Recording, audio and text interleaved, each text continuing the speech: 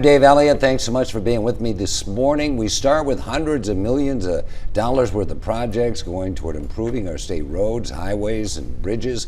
Mississippi Department of Transportation Executive Director Brad White on the coast, on the show, and we're so excited about that. Director, good to see you. Thank you for having me, Doug. Now, we just concluded the legislative session. A record $7.6 billion budget, by the way, for Mississippi. I don't know if a lot of people know that. So did you benefit from that? I know the answer is always not enough. We did. They were very good to us. They gave us a clean appropriation bill, which means no earmarks in our special funds. They gave us additional supplemental appropriated dollars for capacity projects, money to help us draw down additional federal money that's been made available to us, as well as some money for maintenance.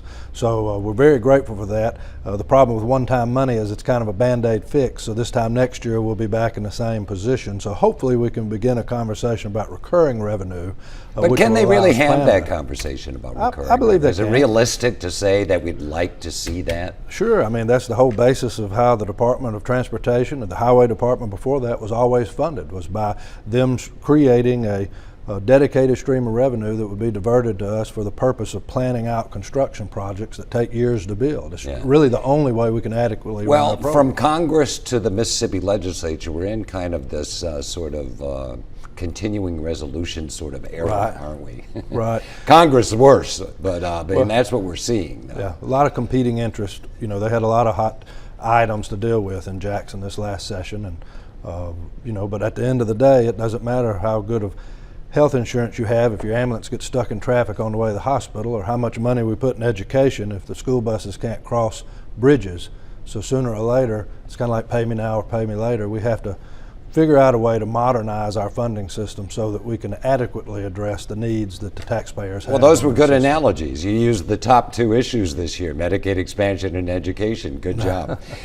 So MDOT's revenue stream, correct me if I'm leaving anything out, Federal Department of Transportation, probably mostly in grants, the State General Fund, gasoline tax collections, and what has been a pleasant surprise, lottery money. Lottery. Does that kind of sum it up? $80 million a year. That's right. That's most of our special funds.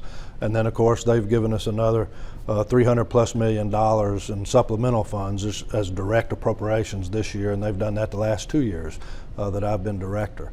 But again, the problem with that is it's one-time money, and while it's beneficial and while we can certainly put it to work, it's really hard to plan out a long-term construction program when you don't know what you're going to have the following year. So that's the need for last time you were on the show, you brought up something that is so important and something probably most people don't think about. There are really two components. There's maintenance. That's right. And there's future build out. That's right. And you have to constantly juggle those two things. I mean, when it comes to bridges particularly, maintenance is so important, but then again, you want to do all of these things that prepares Mississippi for the future, right? Right, and the funding problem we faced in the past is the reason that there's areas of our state that have such horrible traffic problems now is because maintenance is going to be the priority. The federal government requires us to try to take care of the existing investment of the taxpayer. So if our funding that we receive can only attend to the maintenance, that means the capacity program that's designed to continue adding efficiency to the system, whether that's turning a 2-lane into 4-lane or a 3-lane into 6-lane or a bypass or et cetera, that program's dormant. And when that program falls dormant, that means our roadways become less and less efficient in their abilities to maintain the traffic that we have. Now, the Biden administration pushed through this, and I think I have the number right, $1.2 trillion infrastructure bill. Package. It's only $1.2 trillion, folks. Anyway, I'm thinking a lot of that money is going to the big blue states, the Californias, Illinois, the Chicagos, the New Yorks. Is Mississippi getting its fair share of that money? The only portion of that gigantic bill that was important to the Department of Transportation was the part where Federal Highway Administration was reauthorized over the next 5 years to conduct business. And thanks to Senator Wicker's leadership on the Commerce and Transportation Committee, Mississippi was able to receive an extra $1 billion over that 5 years to implement this federal program. But the reauthorization of the Federal Highway Administration was a small part of that gigantic bill that you're talking about. Well, I think that that's important. Now, you also went in, last time you were on the show, you went into the legislative session looking for some reforms gaming revenue to help fund MDOT's maintenance program? I mean, anything? Would you get any of that? No, no. They Do you found think other, some? I think on the coast we should be getting some. Certainly, and I mean it benefits the coast if we can have roadways that allow all the people that are involved in tourism to make their way down here. So I could make an argument that outside of the coast, it would help to make sure that we have a system that can move traffic efficiently from point A to point B.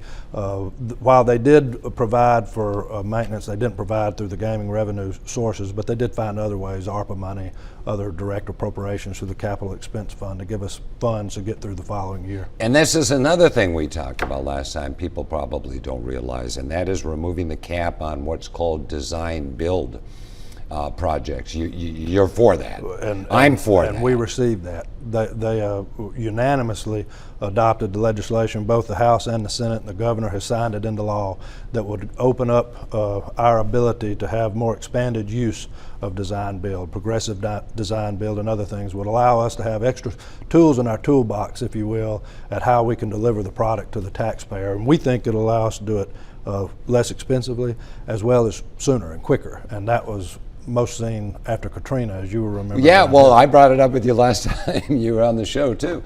The best example, folks, of design and build for those of you on the coast after Katrina, the two bridges. It was a state of emergency. They needed to get those bridges back online. So I don't want to say they waived traditional standards or rules, but what they did is creative design build. Right. You're building while you're designing, right? Instead of waiting and waiting and waiting. Right, you're able to bring the contractor, the designers, or the consultants all in at the same time, and they're able to mitigate a lot of the risk that you encounter throughout a project by dealing with things on the front end. And like I said, we think that that saves money in the long run, and it also allows us to deliver the product quicker. So we have some big projects on Highway 90 in Ocean Springs. Big projects on the interstate with expanding the lanes from County Line all the way to Diamond Head. But I know you've just met with Diamond Head officials over there. There's, a huge project over there with the interchange being expanded, a roundabout being put in. What do you think that's going to turn out? We were awarded a $60 million grant that allowed us to advance that project, and it's going to do just what we were talking about before. It's going to add capacity to that to the interstate in that area, so that we can more safely and more efficiently handle the traffic, especially in times of storms and things like that where people are trying to travel. The unfortunate thing, everything we do as the Department of Transportation is an inconvenience because we're having to work right in the middle of where everybody's trying to drive and where they're trying to conduct business and live.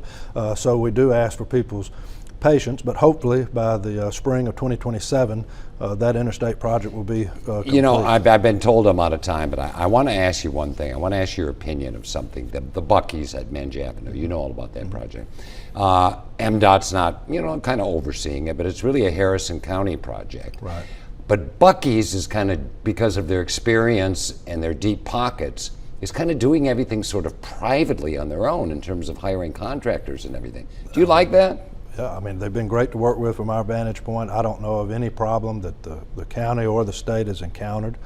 And, I think it's going to be a wonderful development and something that would be an addition to the community. All righty. Brad White, Executive Director of MDOT, always on top of things, and we always appreciate you coming down here and updating us. Thank you, Harry.